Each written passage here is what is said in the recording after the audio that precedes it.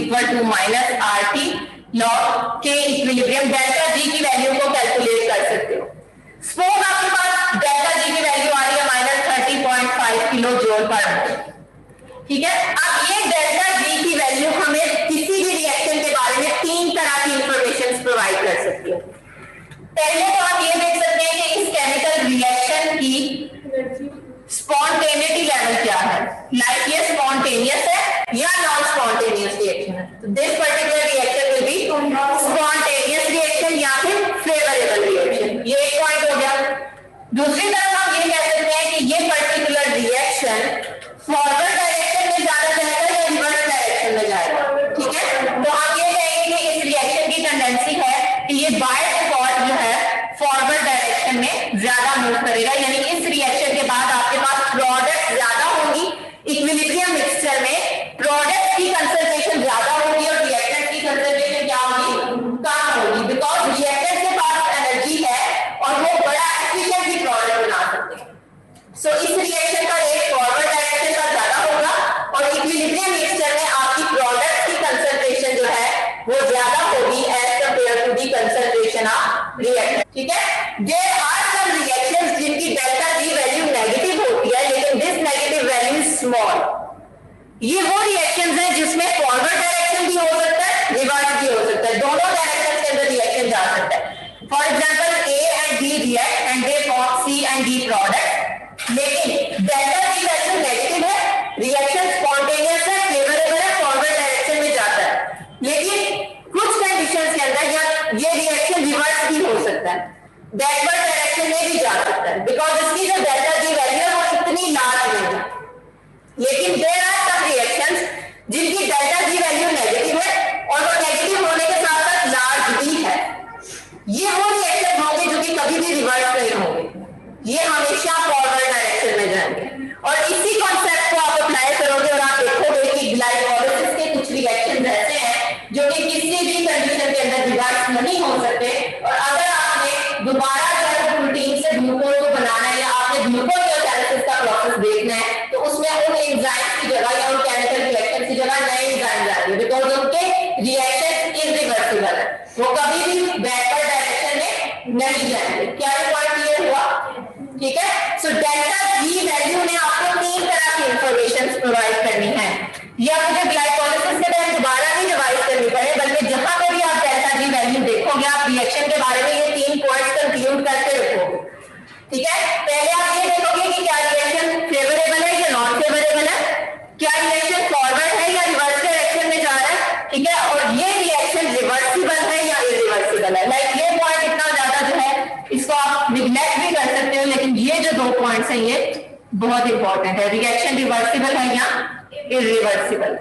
Is it clear? So हम यहां से एक पॉइंट ये कंक्लूड कर रहे हैं कि डेल्टा जी की न्यूमेरिकल वैल्यू भी इंपॉर्टेंट है। इसका जो साइन है पॉजिटिव या नेगेटिव ये तो इंपॉर्टेंट है ही है, बिकॉज पॉजिटिव या नेगेटिव वैल्यू की वजह से हमें रिएक्शन की फेवरेबल या नॉन फेवरेबल नेचर के बारे में पता चलता है। But the numerical value of delta G, ये जो वैल्यू है ये हमें उस रिएक्शन की रिवर्सिबल या इरिवर्सिबल नेचर के बारे में भी इंफॉर्मेशन प्रोवाइड करती है। ऐसे ही है ना, अगर आपके पास वैल्यू स्मॉल नंबर है तो रिएक्शन रिवर्सिबल है, और अगर ये लार्ज नंबर है तो रिएक्शन क्या है, इरिवर्सिबल है। इस चीज को हम विद एग्जांपल ग्लाइकोलाइसिस में स्टडी करेंगे। जी बच्चों यहां तक is it clear? Yes, okay. एक पॉइंट मैंने आप लोगों के सामने लास्ट लेक्चर में रखा था, actual free energy, standard free energy है, एक्चुअल फ्री एनर्जी। कुछ याद है क्या होती है एक्चुअल फ्री एनर्जी? क्या होती है? स्टैंडर्ड को टीएमएम टू फिजिकल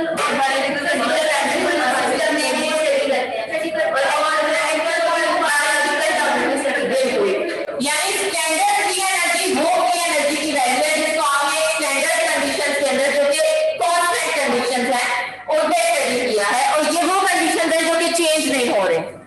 लाइक आपके जितने बायोकेमिकल रिएक्शंस हैं उनके लिए साइंटिस्ट ने एक खास किस्म का जो डेल्टा जी नॉट वैल्यू है या फ्री एनर्जी वैल्यू वो कांस्टेंट कंडीशंस में कैलकुलेट की हुई है, या उनका केस इक्विलिब्रियम रिपोर्ट किया है, और उस केस इक्विलिब्रियम से आप इस वैल्यू को कैलकुलेट कर सकते हैं। यहाँ पे आप देख सकते हो एज एन एग्जांपल कि ये आपके पास में है कोई रिडक्शन पोटेंशियल, और इसी तरह से आप जो है वो के इक्विलिब्रियम और डेल्टा जी नॉट वैल्यूज भी नोन है।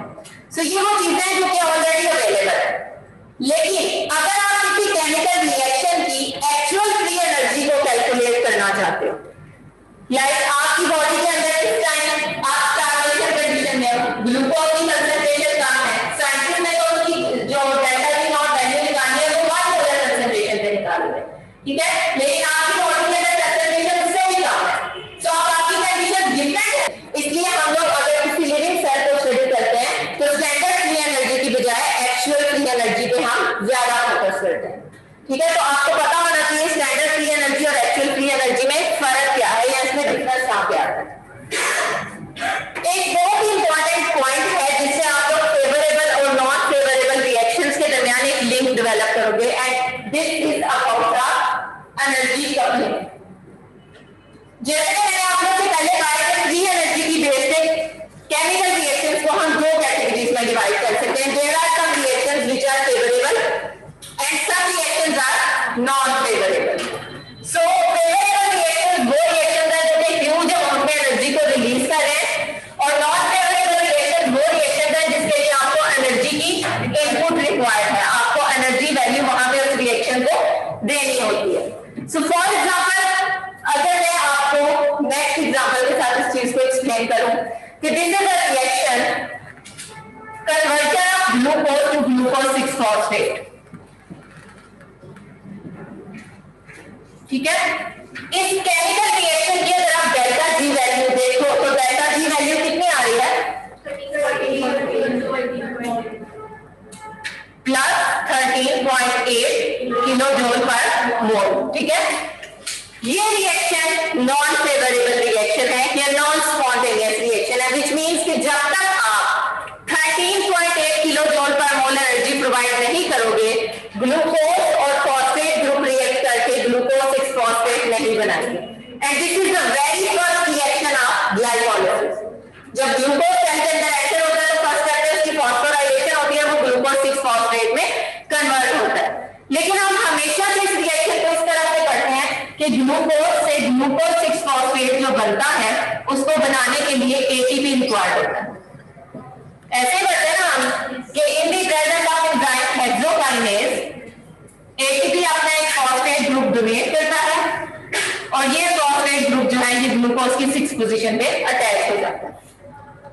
अगर इस रिएक्शन को हम थोड़ा सा खोल के देखें तो हमारे पास यहाँ पे ये एक सिंगल रिएक्शन नहीं है, बल्कि इसमें दो डिफरेंट रिएक्शंस कपल हुए हैं, दो डिफरेंट रिएक्शंस कंबाइन हुए हैं। एक केमिकल रिएक्शन की अगर हम डेल्टा जी वैल्यू को देखते हैं तो ये रिएक्शन नॉन स्पॉन्टेनियस है, नॉन फेवरेबल है, विच मींस कि एनर्जी के एब्सेंस में ये रिएक्शन नहीं होगा। दूसरे रिएक्शन को अगर हम ऑब्जर्व करते हैं which is the hydrolysis of ATP, तो एटीपी की जो हाइड्रोलिसिस है into ATP plus inorganic phosphate, ये हाईली फेवरेबल या स्पॉन्टेनियस रिएक्शन है, और इस रिएक्शन में आपके पास -30.5 किलो जूल पर मोल एनर्जी रिलीज हो रही है। अभी आप सिर्फ इस चीज को देखें, जब आप अभी ग्लाइकोलाइसिस में जाएंगे किसी की जगह आप सिर्फ वैल्यूज डिमांड नहीं करूंगी, लेकिन ये एक ऐसा रिएक्शन है जिसकी हमें पढ़ते पढ़ते एंड तक जो है वो याद हो जाती है। बाकी अगर किसी किस्म का कोई क्वेश्चन होगा तो डेफिनेटली इसमें या तो मैं वैल्यूज प्रोवाइड करूंगी या कि इक्विलिब्रियम दूंगी जिससे आप वैल्यू को खुद कैलकुलेट करोगे। ये मैं बताती हूँ। अभी हम उस पॉइंट पे नहीं आ रहे, अभी हमने सिर्फ जो है फ्री एनर्जी का एक डिस्कस कर रहे हैं कि there is a reaction which is non favourable and non spontaneous, और दूसरा रिएक्शन जो कि फेवरेबल है और स्पॉन्टेनियस है। अब बॉडी के अंदर जो रिएक्शन नॉन स्पॉन्टेनियस या नॉन फेवरेबल है वो होते किस तरह से? यूजुअली डेल्टा जी वैल्यूज की एक प्रॉपर्टी है कि these values are additive. Like अगर आप इस केमिकल रिएक्शन को थोड़ा सा डिटेल में देखें तो एटीपी में जो -30.5 किलो जूल पर मोल एनर्जी रिलीज करनी है, अगर ये एटीपी अपनी उस एनर्जी में से थोड़ी अमाउंट ऑफ एनर्जी इस केमिकल रिएक्शन को दे दे, still this reaction will remain spontaneous. यानी अगर 13.8 किलो जूल पर मोल एनर्जी ये डोनेट कर ही देगा तो अभी भी इसके पास 16 पॉइंट समथिंग एनर्जी अवेलेबल होगी। इसका मतलब है कि इस रिएक्शन को फॉरवर्ड ड्राइव करने के लिए या फॉरवर्ड डायरेक्शन में जाने के लिए अगर एटीपी इसके साथ लिंक भी हो जाता है या इसके साथ कपलिंग भी कर लेता है तो उसकी वजह से ये केमिकल रिएक्शन भी स्पॉन्टेनियस रहेगा। सो दिस इज द मैकेनिज्म जिसकी वजह से बॉडी के अंदर नॉन फेवरेबल या नॉन स्पॉन्टेनियस रिएक्शन फेवरेबल और स्पॉन्टेनियस रिएक्शंस के साथ लिंक हो जाते हैं और ये दोनों रिएक्शंस जो है ये कोलेक्टिवली बहुत एफिशिएंटली हो जाते हैं। लाइक अगर आप इस रिएक्शन को देखें तो हम यहाँ पे प्रोडक्ट्स और रिएक्टेंट्स में से इनऑर्गेनिक फॉस्फेट को कट कर देते हैं और हमारे पास जो कंबाइंड रिएक्शन आएगा, this reaction will be glucose plus ATP, they will convert into glucose 6-phosphate and ATP, और इस कंबाइंड रिएक्शन की जो डेल्टा जी वैल्यू होगी इट विल बी प्लस 13.8, इसको आपने ऐड करना है माइनस 30.5, तो ये आपके पास आएगा 13.8 minus 30.5 is equal to minus 16.7 kilo joule per mole. So this will be the combined delta G value of this reaction. Is it clear? अगर आपसे पूछा जाए कि बायोलॉजिकल सिस्टम के अंदर most of the reactions are non favourable या non spontaneous, अगर ये नॉन फेवरेबल है या नॉन स्पॉन्टेनियस है तो ये किस तरह से होते हैं, तो आप बताओगे कि बॉडी के अंदर जो फेवरेबल रिएक्शन है यूजुअली एटीपी को हम कहते हैं ना कि ये एनर्जी कंटेनिंग मॉलिक्यूल है, सो ये किस तरह से रिएक्शंस को फैसिलिटेट करता है इस मैकेनिज्म के थ्रू। ठीक है, ये नॉन फेवरेबल या नॉन स्पॉन्टेनियस रिएक्शंस के साथ कपल हो जाता है और अपनी एनर्जी में से कुछ एनर्जी उन रिएक्शंस को फेवरेबल बनाने में कंज्यूम कर देता है और बाकी एनर्जी को क्या कर देता है, रिलीज कर देता है। So this is the mechanism of energy coupling of unfavourable reactions. इसमें कोई question? Is it clear? Okay, so अब हम मूव करते हैं टुवर्ड द नेक्स्ट पॉइंट, और जहां पर जैसे आप लोग स्लाइड में देख रहे हैं कि हमारी बॉडी के अंदर usually catabolic pathways and anabolic pathways they are linked. पहले तो आप लोगों को पता होना चाहिए कि कैटाबोलिक पाथवेज कौन से पाथवेज होते हैं, कौन से पाथवेज होते हैं?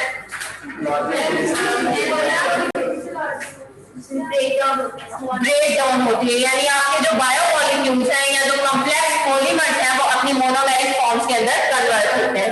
And usually these catabolic pathways are exergonic pathways. For example glucose से कार्बन डाइऑक्साइड और वाटर का बनना, ग्लूकोज की कंप्लीट ऑक्सीडेशन होना, ये कैटाबोलिक पाथवे है, इसमें आपके पास ह्यूज अमाउंट ऑफ एनर्जी या एटीपी प्रोड्यूस होती है। दूसरी तरफ अगर आप एनाबोलिक पाथवेज की बात करते हो जिसमें कार्बन डाइऑक्साइड यानी ये ही मोनोमर कंबाइन होंगे और ये एक ऑर्गेनाइज्ड मॉलिक्यूल को प्रोड्यूस करेंगे विच इज ग्लूकोज। ठीक है, तो यहाँ पे इस बिल्डिंग ब्लॉक को बनाने के लिए, इस कॉम्प्लेक्स मॉलिक्यूल को बनाने के लिए आपको जो है वो एनर्जी रिक्वायर्ड होगी। So these reactions are endergonic. Anabolic reactions endergonic reactions हैं, और इसके अलावा एक और पॉइंट याद रखिएगा कि they are reductive in nature. ये वाले रिएक्शंस ऑक्सीडेटिव हैं। एक तो आपने ये चीज देखी कि ये एक्सर्गोनिक है और दूसरी तरफ आप कह रहे हो कि ऑक्सीडेटिव है। ये रिएक्शंस एंडरगोनिक है और ये रिडक्टिव है। इस चीज को थोड़ा सा एक्सप्लेन कर लेते हैं, इस चीज को जस्टिफाई करते हैं कि why catabolic reactions are oxidative and why anabolic reactions are reductive. कोई एक केमिकल रिएक्शन बता दें जिसकी हम एग्जांपल लें, प्रोटीन से अमीनो एसिड का बनना लिख लेते हैं। ठीक है, सो आपके पास क्या होता है कि प्रोटीन के अंदर आपके जो पेप्टाइड बॉन्ड है कार्बन और नाइट्रोजन का बॉन्ड, ऑक्सीडेशन आप कहते हैं किसे हैं?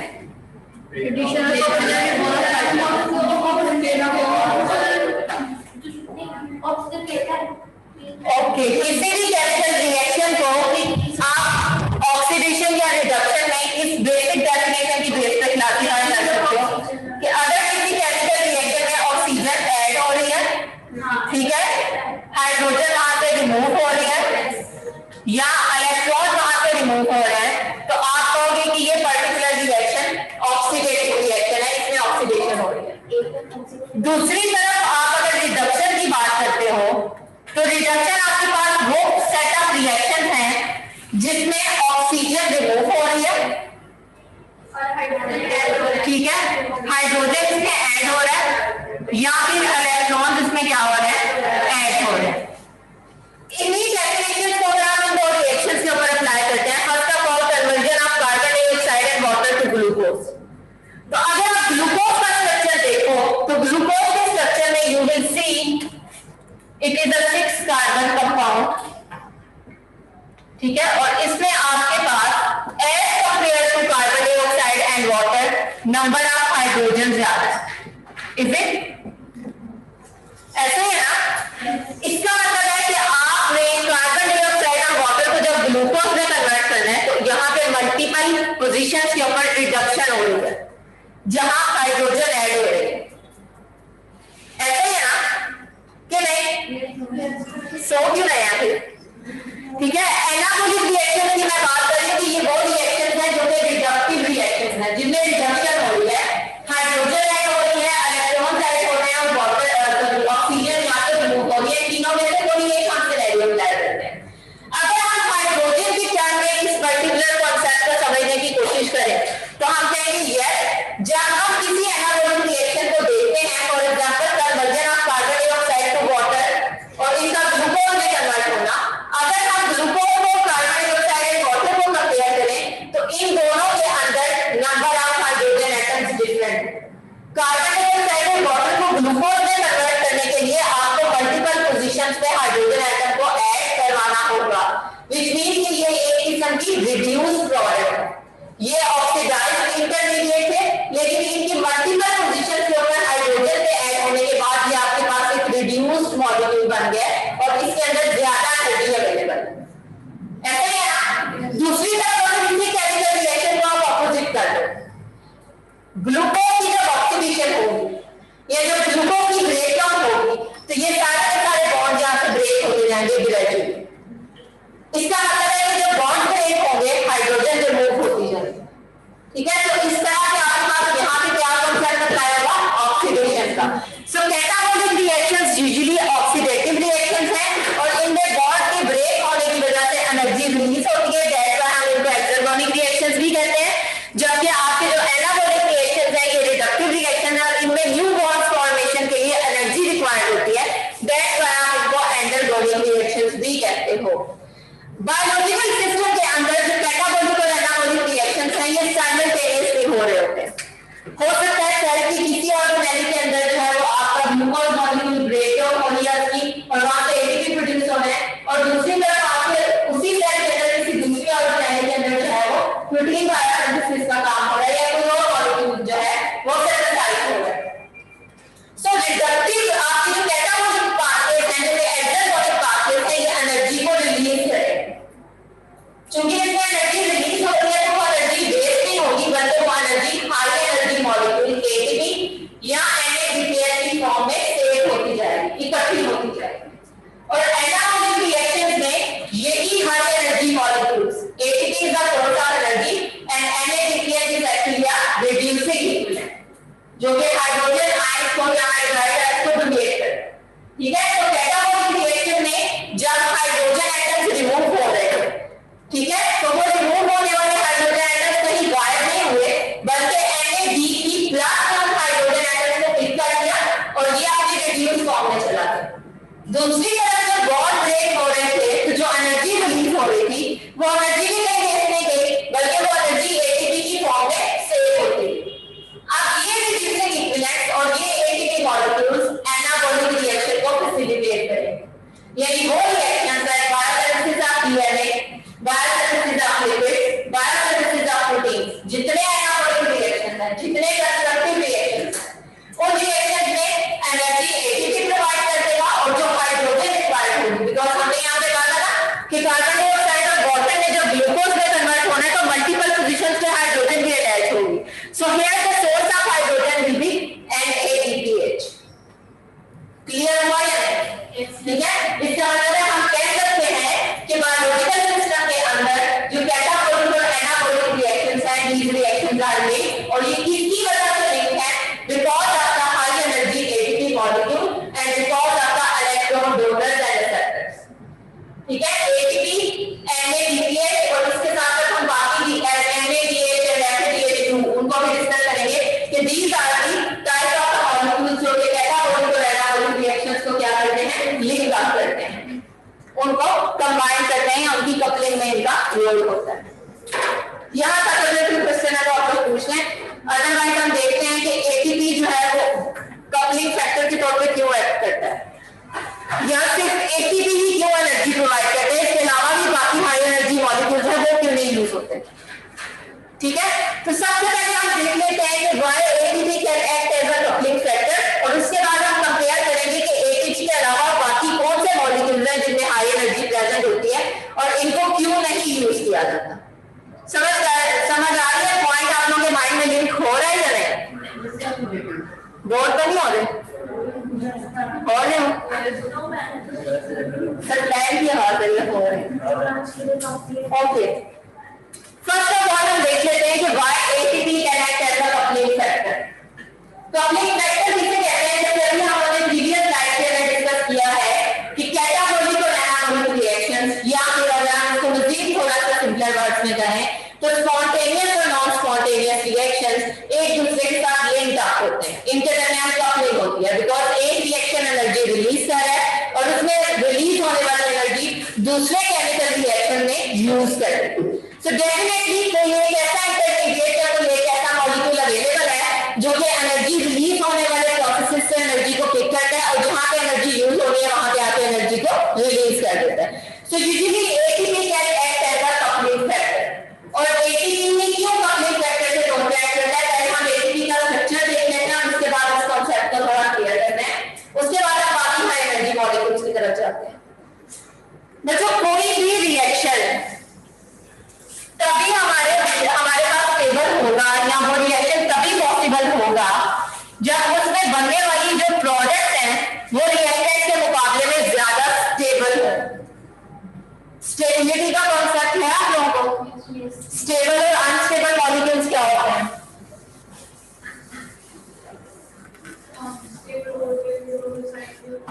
अगर मैं आप लोगों के सामने एक ऐसे रिएक्शन की बात करती हूँ जिसमें जो प्रोडक्ट है वो रिएक्टेंट्स के मुकाबले में इतनी स्टेबल नहीं है, तो क्या वो रिएक्शन फेवरेबल होगा? नहीं। हम ये कहते हैं कि स्पॉन्टेनियस रिएक्शन स्पॉन्टेनियस या फेवरेबल रिएक्शंस क्यों है? उसकी एक रीजन ये भी है कि जो प्रोडक्ट्स हमारे पास बनती है वो प्रोडक्ट स्टेबल होती हैं, वो रिएक्टेंट्स के मुकाबले में स्टेबल होती हैं, इसलिए ये केमिकल रिएक्शन हमेशा प्रोडक्ट्स को फेवर करते हैं। रिएक्टेंट्स की बजाय किस चीज को फेवर करते हैं?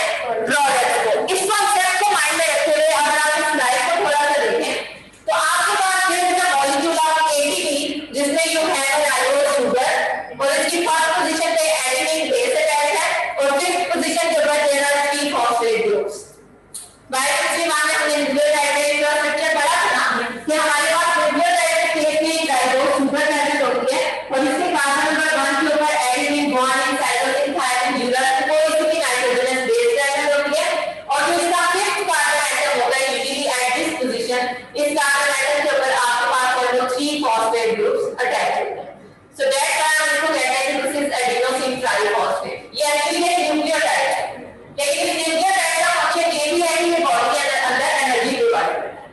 सो अगर आप ATP के स्ट्रक्चर को देखें तो दिस इज द न्यूक्लियोफाइल जिसने आपके यहाँ पे इलेक्ट्रोफिलिक सेंटर के ऊपर अटैक किया। ये जो फॉस्फेट ग्रुप है this is the electrophilic centre और ये हाई एनर्जी न्यूक्लियोफाइल यहाँ पे आके अटैक कर न्यूक्लियोफिलिक अटैक तभी यहाँ पे जो है वो फेवरेबल होगा, ये न्यूक्लियोफिलिक अटैक तभी कामयाब होगा अगर यहाँ पे न्यूक्लियोफाइल की स्ट्रेंथ ऑलरेडी जो बॉन्ड है उसके मुकाबले में ज्यादा हो। कोई भी बॉन्ड तभी रीप्लेस होता है जब नए आने वाली स्पीशीज जो है वो ज्यादा स्ट्रांग बनाए as compared to the previous bond. So incoming nucleophile जब यहाँ पे आके इलेक्ट्रोफाइल के ऊपर अटैक करेगा तो ये इलेक्ट्रोफाइल को इस चीज की गारंटी देगा कि मेरे साथ बनने वाला बॉन्ड प्रीवियस बॉन्ड के मुकाबले में ज्यादा स्टेबल होगा, ज्यादा स्ट्रांग होगा। सो ATP यहाँ पे अपना जो प्रीवियस बॉन्ड क्या करेगा? ब्रेक करेगा। इट मींस इस रिएक्शन से बनने वाली प्रोडक्ट रिएक्टेंट के अपने स्ट्रक्चर के मुकाबले में ज्यादा स्टेबल है या ज्यादा स्ट्रांग। क्लियर हो रहा है? सो न्यूक्लियोफिलिक अटैक यहाँ पे सक्सेसफुल रहेगा। न्यूक्लियोफाइल आएगा, इलेक्ट्रोफाइल पे अटैक करेगा और इलेक्ट्रोफाइल अपना ये बॉन्ड ब्रेक कर देगा। So you can see here कि फॉस्फेट अपना इस बॉन्ड को जब ब्रेक करेगा तो यहाँ पे आके ये OH ग्रुप अटैक करेगा। ठीक है, ये तो हमारे पास प्रोडक्ट आ गई, बट अब ये हमारा स्ट्रक्चर है जिसमें एक्चुअली आपके पास राइबोस है, आपके पास एडेनिन है और 2 फॉस्फेट ग्रुप्स अटैच है which is the ATP molecule. अगर आप इस मॉलिक्यूल को देखें तो ये जो ATP का मॉलिक्यूल बनेगा ये भी इस ATP के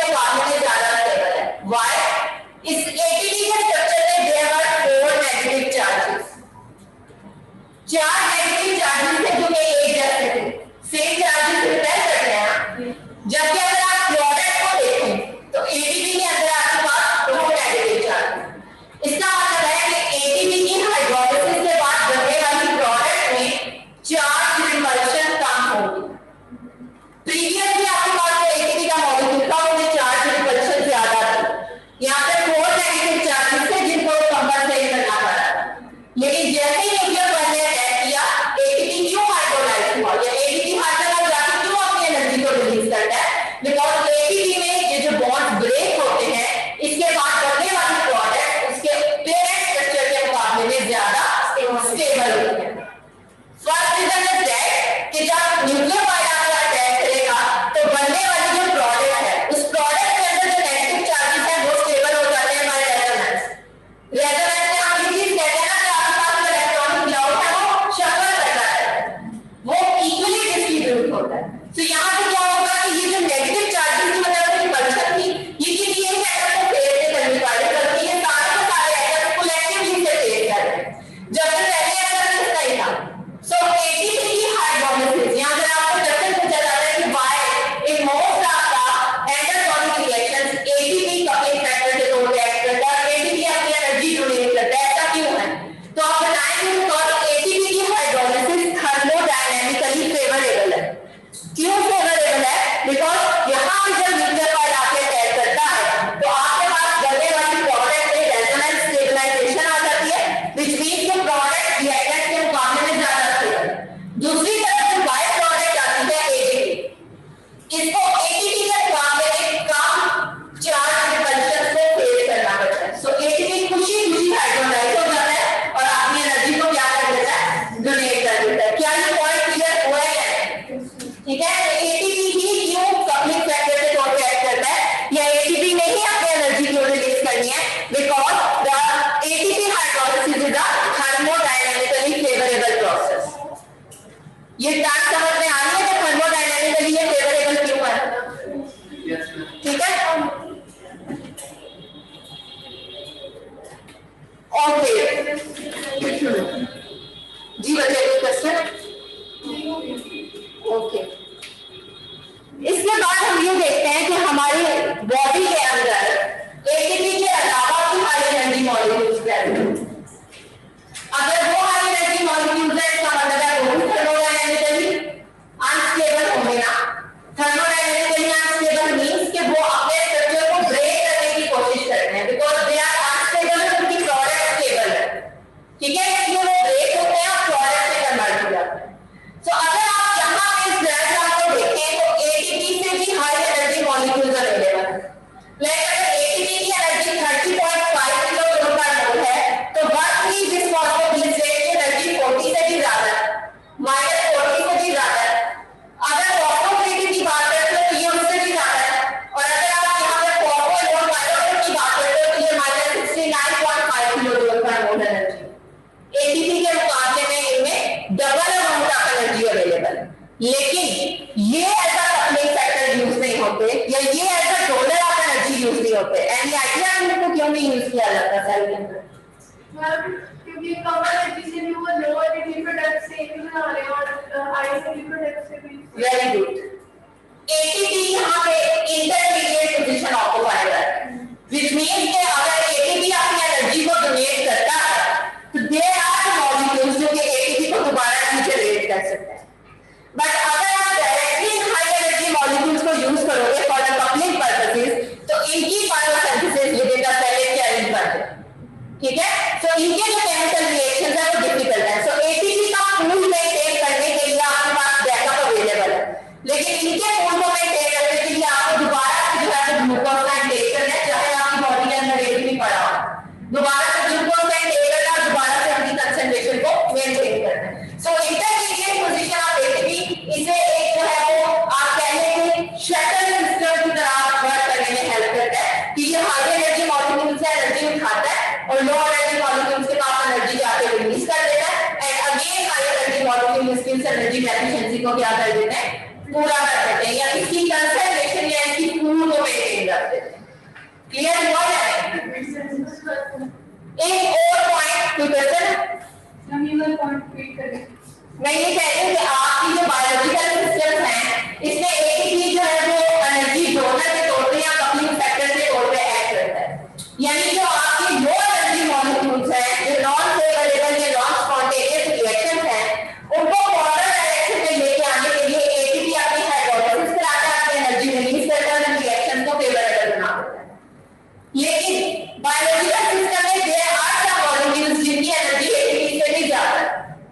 सेल इनको क्यों नहीं यूज करते? बिकॉज अगर डायरेक्टली मॉलिक्यूल्स को यूज कर दिया जाएगा तो फिर इनकी बायोलॉजिकल सेल के लिए चैलेंज बन जाएगी। एटीपी इंटरमीडिएट पोजीशन के ऊपर प्रेजेंट है, ये एनर्जी को डोनेट भी कर देता है, इससे इसकी रीजनरेशन की इशू नहीं बनेगी। लाइक अगर इस केस में ग्लूकोज की फॉस्फोराइलेशन करवा दिया तो इमीडिएटली 1,3 दिस फॉस्फोग्लिसरेट दोबारा बना देगा। लेकिन अगर आपने 1,3 दिस फॉस्फोग्लिसरेट दोबारा बना दिया तो उसके लिए आपको फॉस्फोइनॉल पायरुवेट का होना जरूरी है।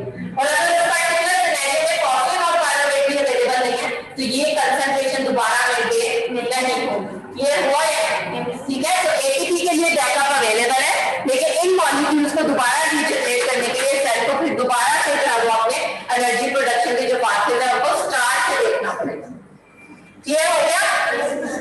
एक और पॉइंट आपने यहाँ से जो पिक करना है, अभी इसको मैं डिस्कस नहीं कर रही लेकिन आपने इसे माइंड में रखना है कि बायोलॉजिकल सिस्टम के अंदर एनर्जी फॉस्फेट ग्रुप्स की फॉर्म में फ्लो करती है, ठीक है। फॉस्फेट ग्रुप जैसे जैसे मूव करता है इसका मतलब है एनर्जी भी मूव करती है। So usually phosphorylated compounds are high energy compounds. किसी भी ग्रुप की जब फॉस्फोराइलेशन हो रही है इट मींस कि उसमें क्या चीज ट्रांसफर हो रही है, एनर्जी ट्रांसफर हो रही है। बिकॉज हमने इस स्लाइड से ये पॉइंट कंक्लूड किया है कि बायोलॉजिकल सिस्टम के अंदर जो फ्लो ऑफ एनर्जी है वो फॉस्फोराइलेशन की फॉर्म में हो रही है। लाइक आपके पास एक केमिकल रिएक्शन है, चलें